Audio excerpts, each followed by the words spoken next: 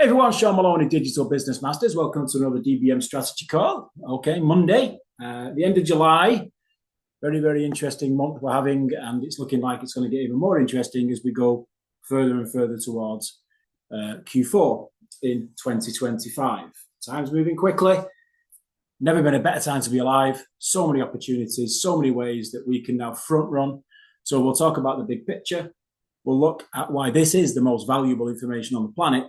If you're interested in getting ahead.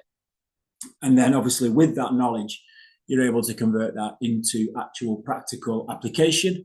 So it's all about education, realization, education, application. Without application, you wasted your time. So in the second part of the call, which you can access through your DBM subscription, we will show you how we apply what I talk about in part one so that we're front running the governments, the bosses and the banks, which is a fundamental shift from where most of us have been for most of our lives, which is being 100% reliant on bosses, banks and governments. So I'm glad to say we're now very much ahead. DBM is an educational platform only. It's not here to give you any financial advice. We're not qualified to do that. We don't want to do that. Financial advice doesn't work. You must always now seek financial education. With the education, you're able to get confident. With the confidence, you're able to identify whether people are taking advantage of you. And if people are taking advantage of you, then you need to change. And that can only come from what you do.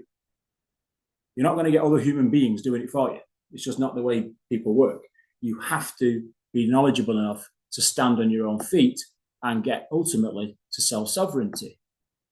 Why is this so important? Well, because the above part of this infographic shows you why you've been taken advantage of most of your life. Because you're educated into what's called a fiat currency system. That's been around since 1971 in full. It's been around many times before in human history, and never once has a full fiat currency system succeeded, ever. They always fail. And there's very good reason for that, because of the power vacuums that get created, and those power vacuums get filled by self-interested politicians, big business, banks, institutions, etc., and everybody else has to get what they're given. So how do you contrary that? Well, what you need to do is still get out there and make a living, of course. You need to add value to the world, whether that's in a job or running a company. But without the knowledge to be able to convert that energy in the form of devaluing fiat currency into sound money and hard assets that appreciate and learn how to put those hard assets to work so that they create cash flow, if you don't do that, then you're continually going to be chasing a devaluing currency, which most people see manifest in their lives as so-called inflation. But it doesn't stop there. Okay, when you're really good at this, you figure out how to build up enough of a critical mass. You'll hear us talk about balance sheets that then allow you to use those balance sheets to take the profits, the benefits of what you've created with your hard assets and convert that into funding liabilities, not buying them. And this is what businesses do. And there's all sorts of other benefits that you can get into once you start to understand how to manage wealth as opposed to how to chase income. Yeah. And that's basically what we do at DBM Academy. We put people through a process of understanding the very beginning of the process, which is mindset, get yourself in the right frame of mind, understand what it takes to get the skills, then deploy those skills into systems, which is this middle bit here, how to create sound money, how to control and manage hard assets, and how to cash flow from those mechanisms. And then you'll start to get into income. And from that, you can start to manage wealth. But without this knowledge, you're not going to get anywhere. So the whole idea is to make sure wherever you're at in your journey, it can be 2 steps forward, 1 step back. It's never going to be a perfect journey. Okay, it's a bit like getting fit. A lot of people want to be fit. A lot of people want to be healthy and build muscle and be out there, in a different form of themselves. But they fail to do it because they give up when things get tough. That's the hard truth. No different here. When things get difficult, you won't see people for dust. When things are perceivably easy, people pile in thinking they've got a magic button. But when it comes to actually managing mindset to wealth, it's a tough challenge. So those inside the DBM Academy, especially those people who are accessing section 2 of this call today, have broken through that problem, and they're determined to make a difference in their lives, and more power to them, because that is the success we look for as we bring people through the DBM business model. The business model is built on 3 main pillars. So we identified well over a decade ago that we had the opportunity for the first time in human history to start to own sound money that's now morphed itself into digital energy, monetary energy. And now that's morphed itself into bosses, banks, and governments, no less, realizing that they need Bitcoin as sound money on their own balance sheets. That's how powerful this is. And all we've done is identify that sooner than the common person, had the fortitude and resilience to accrue in our own private banks, in our own private way, what it is to build up enough of a sound money balance sheet, sound money based balance sheet, appreciating a CAGR of 68% per year over the past 14 years, no less. Go and compare that CAGR to the appreciation of your home you're living in, or your pension fund, or your bank account. You'll see then why we're in the position we're in. And what we then realized, already knowing, of course, that you can't run a long-term business just off a balance sheet, we started to reallocate proportions of this growth into what's called yield.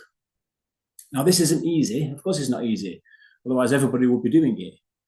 But with the combination of what's been going on for the past 6, 7, 8 years inside what's called the altcoin space, the DeFi space, the smart contract space, and the stablecoin space, we've been pushing and testing and moving closer and closer and closer to what it is to be able to manage a balance sheet with a profit and loss account. We'll talk much more about this in part 2. In fact, I'll show you the actual model that we operate to convert a perpetual cycle of 0.1 Bitcoin into continual cash flow. Okay, so that's the combination of these 2 areas in particular, but we're also constantly looking for ways to get involved with super systems that allow us to combine equity and yield in one ecosystem with one asset base. Now, this is very new, and there's all sorts of opinions everywhere, just like, most of the people's with opinions over in this cutting edge area with the altcoins are still struggling to understand Bitcoin. So they can't have an opinion because they've not been through the decade of experience we've been through. Right? Well, they'll still have an opinion, though, because it's easy to be a keyboard warrior in your mum's basement. But the whole idea of altcoins is stock to flow. Okay, so if you've not understood stock to flow, or you're still not aware of the combinations that take place in current finance models that are now being superseded by these 3 elements, then you need to go and work on your mindset and your skills. That's what the Academy does. That's what the workspaces are for. That's what the workshops are for. That's what the DBM podcast is for example, the blogs. All this information that's constantly being fed out into the world are designed to help people go through the process of understanding fundamentally what stock to flow is. Once you get that, then you realize the power of being able to build up critical mass and drive that towards perpetual cash flow, which is exactly what we've done. So it's a lot to take in, of course it is. And it's not a topic that people are used to getting excited about in eras of bread and circus. People want to watch football matches or Netflix or soap operas or song contests, right? They want to live for weekends. They want to live for 2 weeks holiday a year. They don't want to put themselves through any particular burden of learning new things. Okay, we know that, but some people do. In fact, more and more people do, because they're realizing that all the things that the bread and circus philosophy that bosses, banks, and governments have bred into society through the media, that's all well and good for a point, for a time, but you realize then that you're falling behind because all the things you're watching and observing in escapism are things that you're not enjoying in your own life. And the only way you're going to get to maximize life opportunity is to be able to afford it. So the vast majority of people resign themselves to never being able to afford it and just stay with bread and circus. Well, there's a small number of people that we represent within the community at DBM that are determined to make a difference. And so about 5 years ago, we identified that, and we also are perpetually working on a need to put people through a process which starts with mindset, goes through skills, ends up with systems, actually how to create the income and the equity, etc. And then the more sophisticated people, obviously, are then managing income, which means that they're basically set for life. So this model works. It's a magnet. It's a gravity field from thousands of people all over the world who are of that ilk, who want to make a difference for themselves.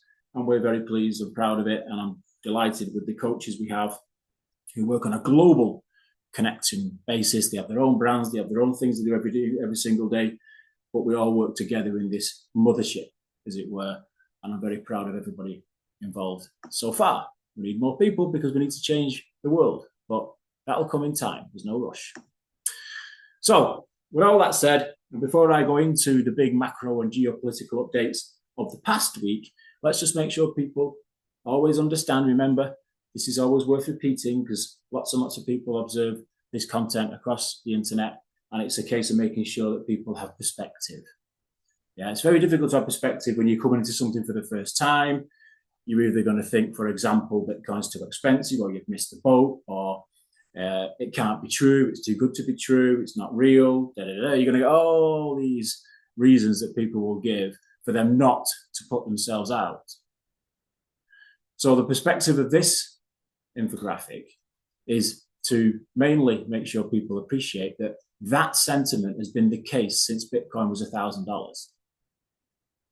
How long does it have to prove itself before people realize that they need to secure sound money in their lives? How many years have to go by? We're now knocking on the door of 15 years. And the last few years have been the most interesting because we're no longer in the world of idealists and Bitcoin maxis and entrepreneurs and all the shenanigans we've been through over the past 10 to 15 years. We're now moving into the era whereby big institutions, corporations, and investors, which are equally cowboys, right? You've equally got to have your eyes open. These people are the people that have been taking advantage of you all your life. But the difference now is, as we'll touch on, you can own sound money and nobody can touch it. And that's a very, very big difference compared to what we've had in past decades and centuries. That's the beauty of what the internet's enabled us to do, like I'm doing right now, communicating with you more or less for pennies. Information that's so valuable, most people still don't appreciate it. And it's the same with monetary energy that manifests itself in the form of what's called Bitcoin. So this is only going to keep going and going and going and going. Yeah. And our job is to front run it and be in front of it, but most of all, understand how to leverage it so that we're continually building our balance sheet to the critical mass required for you to get into whatever life you wish to get into. Or some people are working for their legacy as well, it's got to be said. Okay, so all that in play means that we can quite comfortably every week touch on all the top news lines, news headings from what's come from the macroeconomic and geopolitical world. And it's an avalanche of information. It really is. I quite enjoy it because I'm able to sit back. I don't need to be sat in traffic. I don't need to be beholden to a boss. So I'm able to sit back and observe this through the channels and pick up as much information as I can so I can put it into one succinct hour and everybody can listen if they wish to and then move this information into what we talk about in part 2. All right.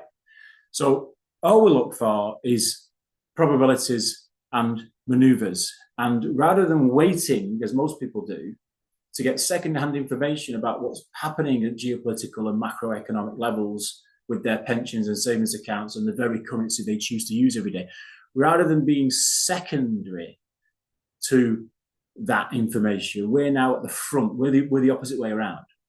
So we already own what the big bosses, banks and governments now want to start to take control of. Yeah. And we also are so sensitive to what's been going on for the past 50 years that we're able then to set a trajectory to create the future. So you can't predict the future, but you can create the future. So we know where we've been, we know where we are, and therefore we can take a trajectory on where we're likely to be headed. And that is held true now for well over a decade in terms of the way DBM operates. It's now becoming more clear because we're able to observe through very vocal politicians and very visual and visible institutional behavior that the vindication of what we've always known needs to happen as a remedy to the problem with money, in other words, we need to fix the money, is happening right in front of our eyes. But it's not going to happen in the idealist way, obviously. It's happening in a way that means we win anyway, simply by owning something that it manifests itself as sound money, which is ultimately Bitcoin. Yeah. And we put around that lots of other things, of course, because we want to accelerate that process. We want to get in a position whereby we can get somewhere more quickly because of our knowledge of things like stock to flow. So when you're watching people like Donald Trump posting on social media himself, the president of the United States, whatever you think of him, it's not him we're bothered about. It's what he represents. If he starts to put stuff into the world that has never been done before, such as posts about the best Bitcoin explanation of all time, which was quite an explanation, to be fair. If you didn't pick it up, then go into the DBM channels and watch it. But the fact that the president of the United States posted it is the point. That's the point. Yeah? The fact that US traders can now legally trade crypto perps, okay, and Coinbase launching these perpetual futures, and the fact that that's now a thing, the fact that there's such a huge amount of liquidity being drawn from the cesspit, the dead pond of liquidity that's been created since derivatives were invented back in the 90s, the fact that that's now being pulled towards sound money that we already own is a major, major factor in how we can completely revolutionize the way that we operate as in our households as normal people. Yeah. So we all this leverage coming in, all fully legal now because of what was been going on earlier this month with regards to the Genius Act, etc. It's what I'm talking about. We're able to see it way ahead of the average person, and often way ahead of politicians and bosses, banks and governments in whatever country you live in. Yeah, for example, I'm in the UK and most of the parliament just do not understand this yet. So therefore we're front running, right? But they're going to have no choice but to move towards it because the biggest economy on the planet is already doing it. And that's not just the USA, by the way, that's also China and Russia. So then the softer signals come in then. So you've got the likes of Telegram, that have millions, if not billions of users all over the world, right? And they're starting to now maneuver in putting in wallets directly onto their platforms that are designed to help people own digital assets. See, it's a tap to something that's already inevitable that we already saw and already own. And all we've got to do now is take advantage of it as front runners.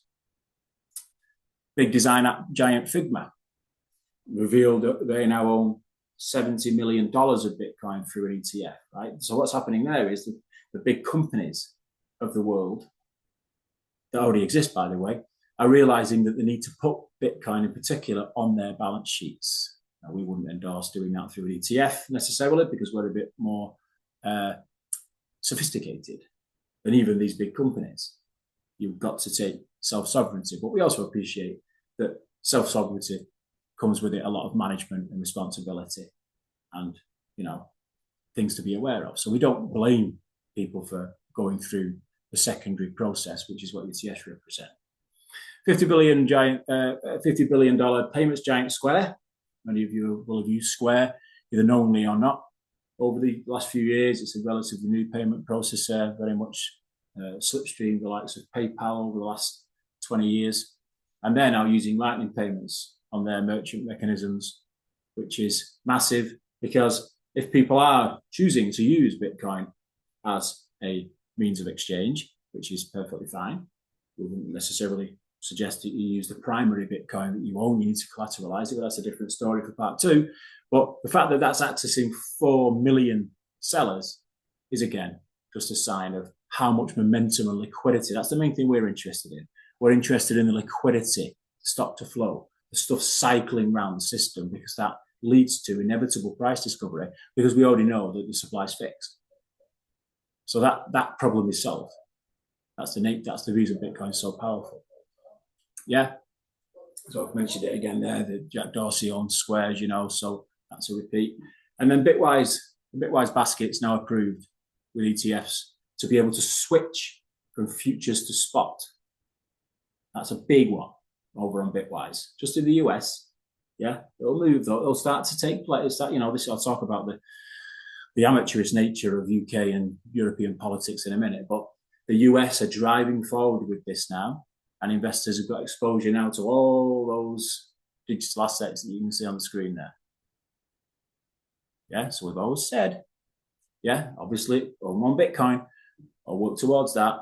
Now it's more like own 0.1 Bitcoin, to be fair, but if you've got one Bitcoin, well, congratulations. And always DCA or own into the top 10 coins on CoinMarketCap. We've said that forever at DBM. That's the model, and there you are. We're all there. So very, very interesting on the macro. Second page of macro, just real quick. This is important. It's a little bit bridging into politics as well as macro, so I don't know quite to put this right now, so it's in the macro at the moment. But the first draft of the Bitcoin and crypto market structure bill is due out by the end of this week, right? And in that, we're expecting to hear detail about the strategic Bitcoin reserve, as they call it. Right now, that again, so we've spoke about companies going in quite heavy now into Bitcoin ownership, either directly or through ETFs. We're now looking at governments owning Bitcoin primarily, as a pure asset, not through a tool like an ETF, but owning Bitcoin itself in their what they call strategic Bitcoin reserves. Now, if countries of the world had done this a decade ago, they'd be in a much better place than they are today. How do we know that? Well, look at what's been going on with oil, for example, or what's been going on with gold over decades, well before we were on this earth. Yeah. The more astute governments are figuring out that they can't carry on this charade for much longer, which we've known about forever with fiat currency, or at least since 2008 when it really started to collapse. And now they're realizing they're going to have to do something. Okay, some governments are. The vast majority are still 100% beholden on fiat currency, including most of Europe. The US are shifting that, we hope, into some form that allows at least some Bitcoin to be held on reserve. But again, all that does, whether you believe in the government or not, it just creates more and more shored up Bitcoin, which takes away supply and therefore encourages price discovery. Yeah, so we sort of sit separate to this these days. We used to be totally beholden on bosses, banks, and governments. We're not anymore. We're actually observing what they do, and everything they do is just complementing what we've already built. That's the way to live life, right? That's the way to do it, and that's the way to get ahead. And of course, making sure we help other people to do that, because we don't just want to be the richest man in the village. Now, a good sign of this confusion, ignorance, lack of knowledge is the UK when it comes to digital assets. So some time ago now, they started to mute this concept of putting out there what's called the Brit coin, play on words, BRIT coin, Brit, right? So the Bank of England were trying to backdoor these CBDCs, just like they are doing in the European Union right now. So I'll touch on that later, but it'll be interesting to see where that shakes out now that the trade deal's been done. But bottom line is the Bank of England, which resides in the City of London, which has got nothing to do with the UK, by the way, has decided to just step away from this concept of CBDCs in observation, obviously, of what the US are doing. Okay, and the Russians, and the BRICS, and the Chinese. Right? The Europeans are still out on their own. So they're pulling back from this concept of bringing in the Brit coin. Right? As I've said on all the calls for the last few weeks at least, it doesn't really make any difference anymore about stable coin installment or CBDC installment. They're broadly the same thing. But all that really matters to us right now is that's being built off the back of sound money in the form of predominantly Bitcoin, which means as Bitcoin holders, we're already front running in any case. So, it's a much more simple mechanism now. But the fact that there's this brinkmanship and maneuvering and all this type of conversation just shows you that there's still confusion at the highest levels with governments and bosses, banks, etc. So we just observe it. And like I say, we can do that because we're at the front. We're no longer just victims of it because we were naive enough just to follow along like we've done for most of our lives. We now front run it, which is what we're here to do. $10 trillion Fidelity amends its Bitcoin ETF agreement to allow in-kind redemptions. Okay, so this is just more momentum on liquidity in simple terms. And it means Wall Street now can legally settle in real Bitcoin for the first time ever in human history. Now think about that. Now, what you're getting in the background with all this is some standoff between traditional thinkers, some people might even say globalists, because they've got all this self-interested pop they've built up ever since Napoleonic Wars, right? You go and look at your monetary history. So they're still standing up for what they think is right, or what more relevantly, they think feathers their nest because it's feathered their family nest for generations. Now, this new technology comes in, and it's being backed by the biggest and most powerful government levels we can imagine, and things are shifting. So, but in the end, of course, just like all the religion wars, all the political wars, all the geographical wars, all the wars that have existed over mankind forever, you always find things settling on the best form of technology. Yeah. Ultimately, the people do have the say, but it's the death by 1,000 cuts in the meantime that's the challenge, because we're only around for a short period of time. So you need to make sure that you're in front of it, and this is what we call a wealth transfer, and that's why we front run. Another bank opens its crypto gates there. Key Bank, 185 billion, again, just as relatively small in the grand scheme of things, but the fact it's letting another 3.5 million clients exposure to Bitcoin and crypto. Traditional finance is onboarding very, very quickly now that the Genius Act is through. And again, it's just bringing more and more power to our little old balance sheets that we own, right? And if you're not that quite where you want to be yet, you want to be moving as much as you can, which is what we'll talk about in part 2, in terms of how you allocate devaluing fiat every single day if necessary towards this, because things are moving quite quickly now and you don't want to be caught burning daylight. Tesla confirmed that it still holds its Bitcoin. There's always these shenanigans going on the social media channels, but they confirmed it last week. They didn't sell a single sat in Q2 this year. They're still sitting on just over 11,000 Bitcoin, worth about 1.2 billion. But the interesting thing is, what they could have been doing if they'd have been accruing, right? So these new accounting rules, this true accounting that came in earlier this year, that's all visible now. So we can see it on the company accounts, and we're able to, they're allowed to put it into true value, which wasn't the case up until recently, which was completely crazy. But now that is, it's just meaning that the likes of Bitcoin has a more legitimate place on big company accounts, which is what's happening with Tesla. And then last but not least, Bitcoin approved it can absorb a $9 billion sell order last Thursday. $9 billion of Bitcoin was sold in one go last week. Right, now we saw it dip to about 115, and that was it. It hardly even touched it, right? And that's good, because that just shows you again the power of the liquidity that exists inside, and this huge green light to the fund managers and the sovereign managers who look after these big companies and these big countries with a very bullish liquidity test, let's put it that way. Yeah, which we knew all along anyway, right? But it's nice to see it tested. That's the biggest sale that's ever taken place in one go in Bitcoin's history. It absorbed it, no problem. Okay, geopolitics. Before we wrap up this first section, again, just to repeat, it's all about looking at the bigger scope so that we can stay sane, and also make sure that we're always slightly subtly ahead of even the biggest bosses, banks, and governments on the planet. Which, think about that. Have you ever been ahead? Did you get all your information up until recently through the media? Did you get all your information through bank managers and bosses and governments telling you what you wanted to hear, and you just went along with it? Is that still the case for 95% of the world? Of course it is. And no more does it manifest itself in what we can now do, which is not only discover that we can put ourselves on the front foot so we can take more time to breathe and relax, because we've got the funds to be able to observe rather than just in the rat race. That opens up a whole new arena of knowledge. If you choose to go down this road, it's not for everybody, but then you're looking at really what's going on. And people like Senator Loomis there, she's quite an interesting character. I don't trust politicians as far as I can throw them, but you've got to take a judgment sometimes on where these people are coming from, because there's got to be a better way than the pure ignorance and complicity that we've seen from all governments, certainly in my lifetime. People like Senator Loomis seem to be moving towards a knowledge-based, education-based, awareness-based philosophy. Let's put it that way.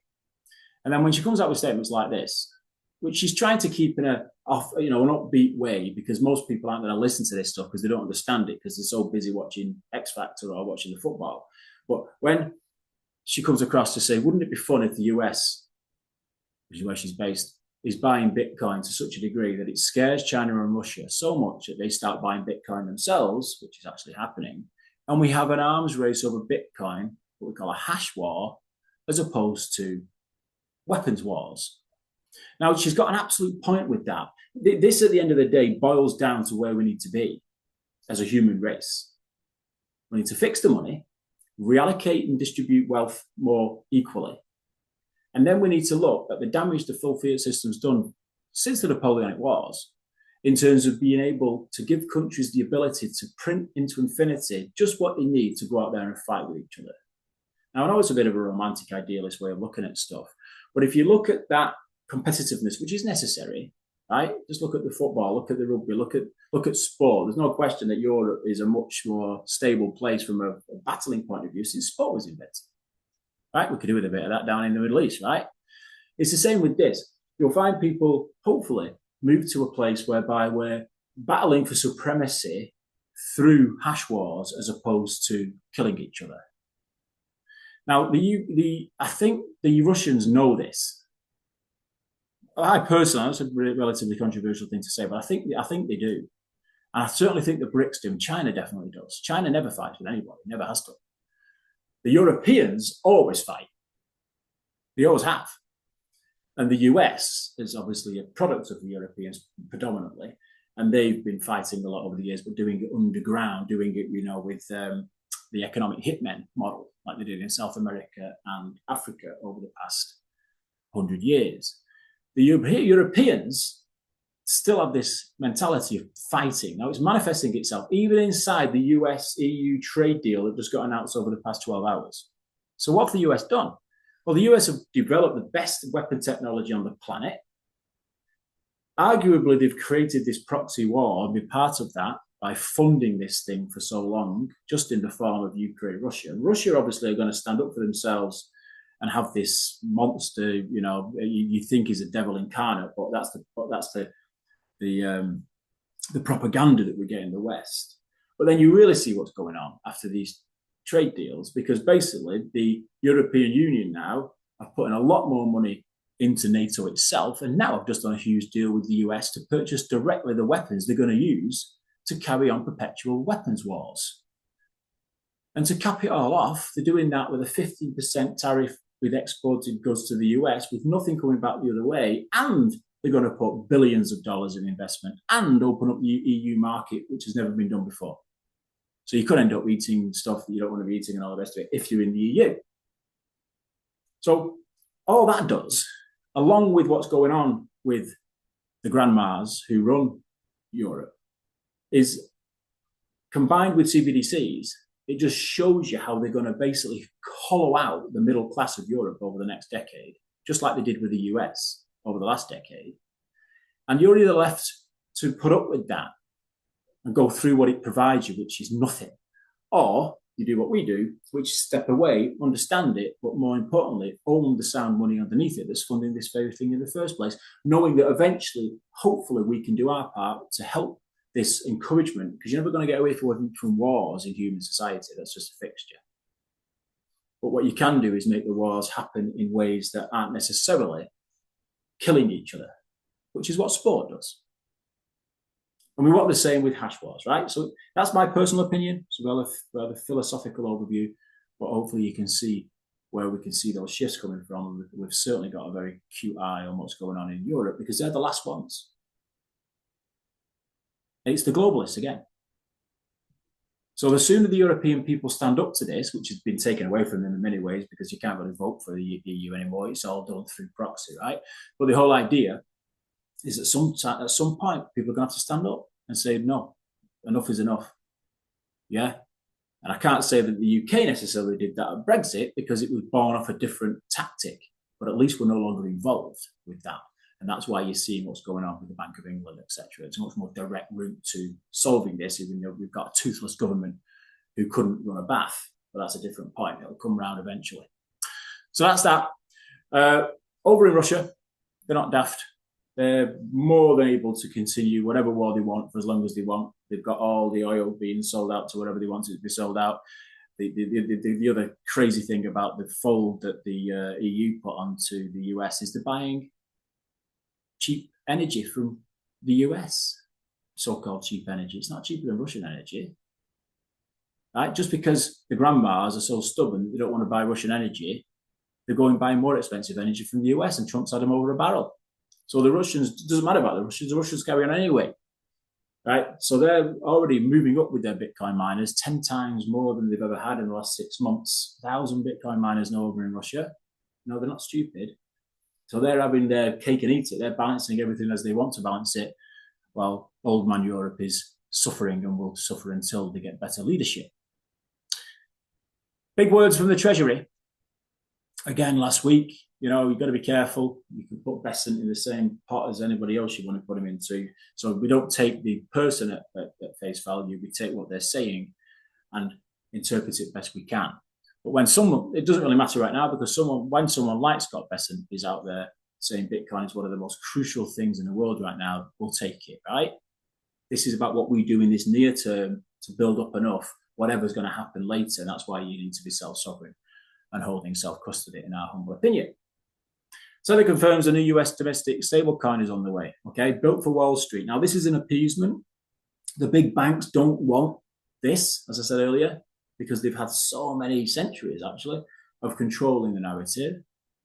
But the new kids on the block aren't daft, right? They know how to appease that fraternity. And as long as that legacy fraternity, that hegemony, is given what they want in many ways, which is control and making sure they still make the bulk of the money, which is why they're at the center of the money supply, yeah?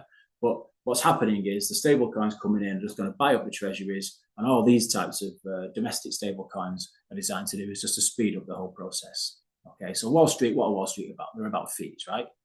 So if they can make things more efficient, not necessarily let their clients know who are normally mom and pop people who don't understand anything about how finance works on the edges, if they can make their jobs more efficient but still charge the same fees, what do you think they're going to do? That's why you need to be aware and educated about how these things work and not blindly walk into a pension fiasco just at the point when you need it, which is what we've talked about at DBM for years. China launches real-world asset stablecoins. So it's related, right? So it's happening over in Wall Street. It's also happening over in China. Like I say, they're not daft. You'll see this still going on in Russia as well. You'll see it going on, hopefully, in the UK if they buck up. The whole idea is these real-world ecosystems like solar energy, tech infrastructure, etc., just again work on more efficient rails. It's all about stock to flow. It's all about liquidity flowing through the system in a more dynamic way. And we're pretty confident that those two setups will ultimately end up towards sound money, which is why we advocate Bitcoin and always have done. The US Senate releases its first draft version of the Bitcoin crypto market structure bill. Okay, just to reiterate that, the White House is expected to release the Bitcoin and crypto report on the 30th of July, which is a few days away, if I'm not mistaken. Okay, and therefore the Bitcoin strategic reserve may not be far away. So it's worth reiterating, as I said at the top, where that's coming from. And we already spoke about the digital pound being, the Bitcoin being dissolved, hopefully. Now, just to finish up, I just thought I'd add these extra couple of pieces of information in, because this is where it gets deeper. Now, if you listen to what Robin was talking about last week on Hot on the Block, and you'll catch the recording of this brilliant call on the Systems Forum. And tomorrow, the podcast tomorrow that we've produced, puts this into a succinct 10-minute summary. So I thought I'd just spend a little bit of time just breaking it down, because there's much more to this than me meets the eye. Okay, so there's a quote we picked up this week. Powell isn't budging on rates. Isn't budging on rates anytime soon. Let's talk about maybe this month, maybe September. Okay, so we'll talk about those timeframes. He is going to have to move eventually, obviously, but right now he's not. But again, it doesn't matter to us too much, other than that we're going to build into that. That's where price discovery comes from. And that's why we DCA more aggressively in these times than we would ordinarily. The explosion of M2 money supply isn't happening quickly enough. Even though that's happening, you may have seen us track the Bitcoin and M2 money supply. Yeah, it's not happening quick enough to debase the dollar fast enough to help Trump with his focus, which is on US exports. So we're not there yet, but as they build all the factories and they bring in all the changes going on to what's happening with the north-south divide, they'll shift all that to a point where there's a lot more exports going out of the US than certainly most of our lifetimes, but they're not there yet. So they're going to have to keep printing the M2 to get to a point where that weakens the dollar enough, right? So they're going to double the M2 money supply via the stablecoin treasury purchases. That's how they're going to do it. That's the acceleration. That's what the Genesis app provided us, right? Now, again, to us, sat at the top, because we're at the center of the money supply through Bitcoin, that's just more liquidity, more energy to what we want, which is an ongoing, steady progression of Bitcoin price discovery. That's all we need on our balance sheets. And as I'll talk about in part 2, you've got to understand how to leverage that to make sure you turn that into a cash flowing business. So it's getting interesting. Now, the effects of this is the US dollar purchasing power is just going to get sliced again. So the average Joe Soul will only see what they perceive as inflation, when it's actually the purchasing power of the dollar getting weaker because of those printing of currencies, etc. The inflation rate won't be able to hold up, the interest rate won't be able to compensate for that. Yeah, but it will still put a positive net value on sound money, including gold, by the way. In the background, those companies who issue the stable coins, we've already spoken about this through the last few weeks, what do you think they're doing? As they're buying up the treasuries through the coins that they issue, the stable coins, USDT, etc., they're buying up Bitcoin. So more demand pressure on sound money. What do you think that was a surprise? So Robin covers this very well in what he called the Trojan horse. So if you're not understanding that, if you're not listening to that, if you're not observing what Robin's talking about, like I say, we summarized it on a podcast that will be released tomorrow or this week in the Academy, then you'll see what it is and why it's so important to front run this, what's called a wealth transfer. So nothing stops this trade. Nothing. We've known that a while, but now we're getting more and more confident and vindication because of the structured balances going on between trade wars, onshoring, exported goods, imported goods, trade deficits, M2 money supply, interest rates, inflation rates, right? It's all connected, and most people are victims to that. The train runs them over, but we're right sat at the front seat because we see it, and we've seen it for a while. And now it's manifesting because we're at the center of the money supply. Another interesting point, just for people who are just maybe getting started, we get asked this question quite a lot. I mean, are we too late? What does it take to acquire Bitcoin? What do I do? Well, what you basically do is you just get started and you stay started. So you just accumulate. And I'll talk about in part 2 the importance of continual accumulation and the ability to accelerate accumulation by converting more of your weekly, monthly fiat currency, whatever you're doing to earn a living, accelerating that onto your balance sheet, right? And it's not for everybody, but what it boils down to is this. If you were doing this back in the day when we were going with this back in 2013, 14, 15, etc., to get one Bitcoin was 15 hours of work based on common variables, average wages, as you can see there on that chart, back in 2015 at $21 an hour, broadly, just US numbers, right? Bitcoin was $277, $300, $500, whatever. But what did you need to have in you to do that then? None of this information I've just been speaking about for the past half an hour was available. You were looked on as if you were some sort of crazy loon, and people just didn't have any clue, right? The same people that don't have a clue today. So it's a case of knowing that that was a thing. Then 2020 comes along and it's then 16 days of work, which wasn't that very long ago. Now it's 5 months. It's nearly half a year of work based on the average income in the US that you need to put in to acquire just one Bitcoin. Now, nobody here can say, well, I'm going to stop everything and not spend another penny on anything else other than buying Bitcoin. Of course, you can't do that. But if you listen to what I talk about in part 2, you can see with a bit of discipline, you can put yourself not just in a position of making sure you protect your balance sheet and compound your balance sheet through ownership. Now we have this confidence. You'll realize that you don't go to work anymore to live for the month coming. You go to work to build your balance sheet. That puts you in a totally different mindset. And I've been talking about this for some time. It's a case of making sure with this confidence we now have, as much as we can, we need to use this next 5 years as accurately as we possibly can, because by 2030, it's probably going to become unaffordable, right, for the average person. So we convert devaluing fiat to sound money. That's rule number 1, right? And be aware that your time is getting debased by the second every day. And it's only going to get worse as they print more and more and more currency. Stack Bitcoin regularly to save you time. Now, the time is the key. Time. Think about it. How much time would you have for you and your family in 2025 if you'd have accumulated one Bitcoin in 2020 and held it? How much time have you got today? And is time the most important thing?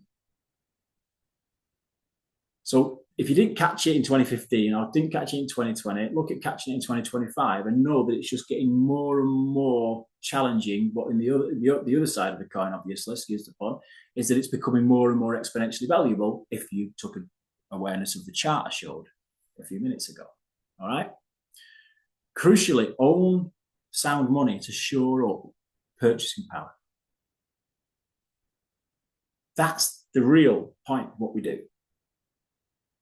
And what's fascinating is our purchasing power is being protected in much shorter order. So we used to start with the process, especially when we were accumulating sound money through gold, for example, that would be a 20, 30-year process, putting us in a position of power, protected purchasing power, in older times.